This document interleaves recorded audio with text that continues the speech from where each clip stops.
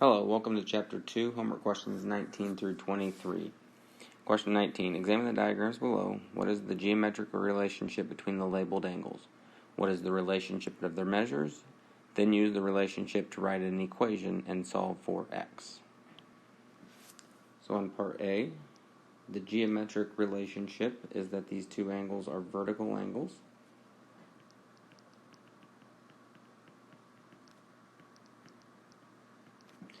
And then what is the relationship of their measures? Then vertical angles have equal measure. And since we know that, we can set up our equation as 3x plus 5 is equal to 5x minus 57.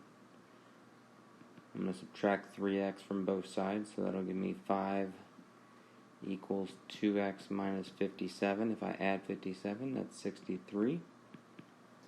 And then if I divide by, that's 62. Let me fix that there. If I add 57, that's 62.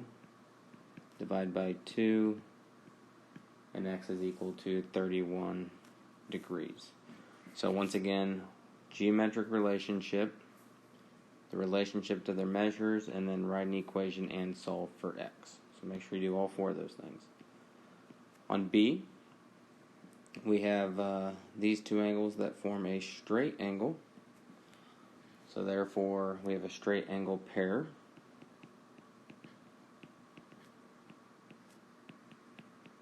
And what's true about a straight angle pair? They are supplementary.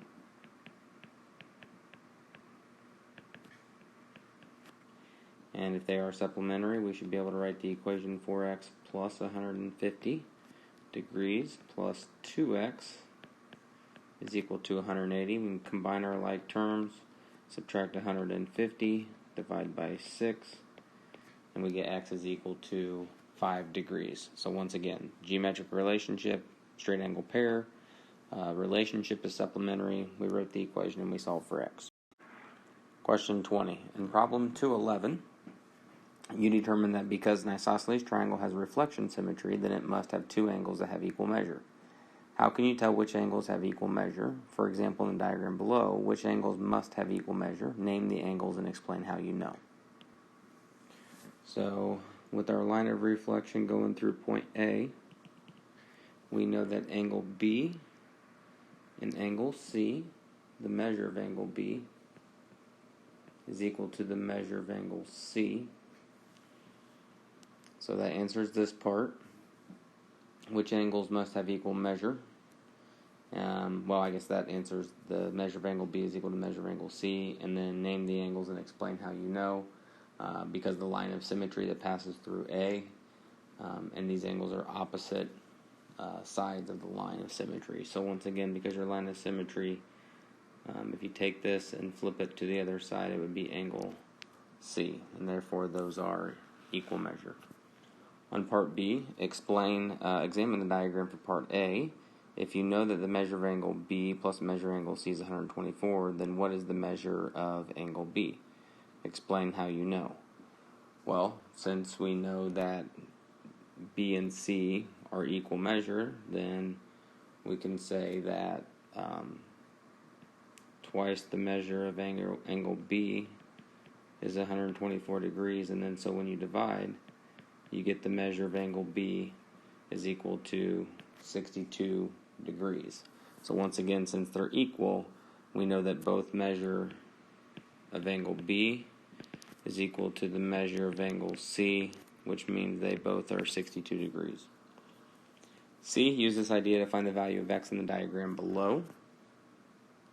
So if this is 71 degrees, and once again, because our isosceles triangle has a line of reflection through this point, then we also know this is 71 degrees.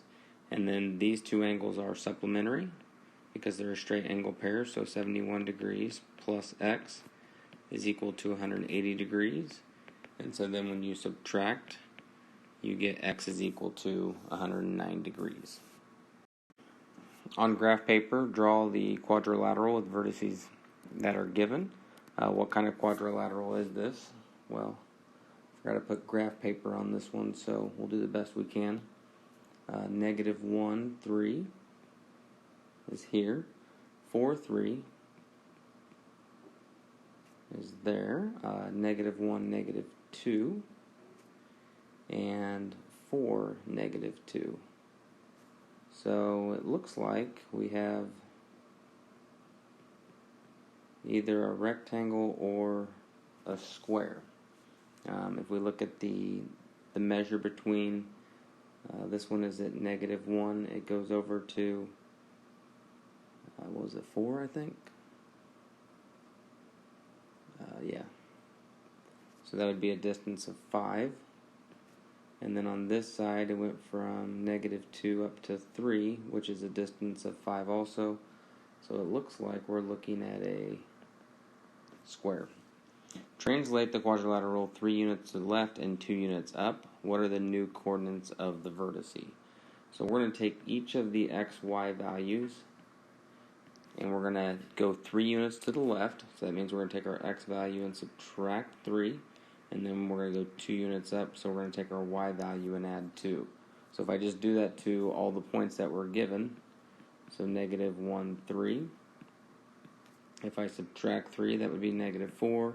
If I add 2 to the y, that is 5. Same thing here, subtract 3, 4 minus 3 is 1. 3 plus 2 is 5. Negative 1, negative 2. Subtract 3, so that's negative 4. Add 2, and that's 0. And then the last one, 4, negative 2. If I subtract 3, that's 1. And if I add 2, that is 0. And you obviously could have graphed it and then shifted all 4 of them up and then wrote the coordinate plane, or the new coordinates of the vertices as well. Question 22. Find the equation for the line that passes through the points, and then is the point 3, 1 on this line. So to find the equation, we need to find the slope, or the rate of change, which is delta y over delta x, meaning the change of y. So negative 2 minus 3, and then negative 1 minus 4. So I'm doing the change of y over the change of x, and that just means difference to find the distance. So we get negative 5 over negative 5, which is equal to 1. So now we know what the slope is. And then take one of the points, and you can plug that information into slope-intercept form. You have y is 3, m is 1, x is 4. And then you can solve for b. And b is equal to negative 1. So now you have the information to write your equation. So y is equal to x minus 1. And then to check if this point is on the line, we can just plug it in. 1 is equal to 1 times 3 minus 1. 1 times 3 is 3. 3 minus 1 is 2. So that is not true, so therefore it is not on the line. So the point 3, 1 is not on the line.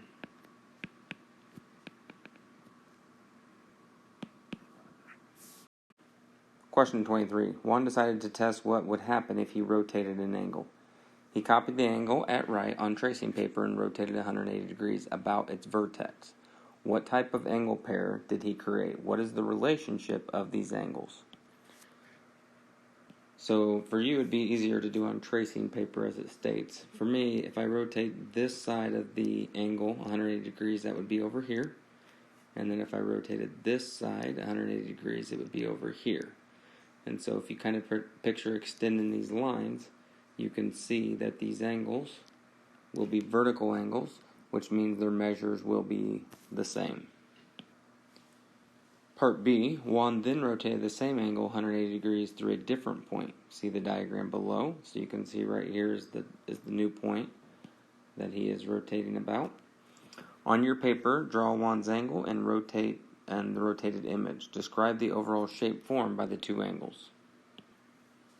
So when you rotate it 180 degrees, what will happen is this kind of stays the same because that's a straight angle, and then this top part will move to the bottom, and it creates a Z-shaped.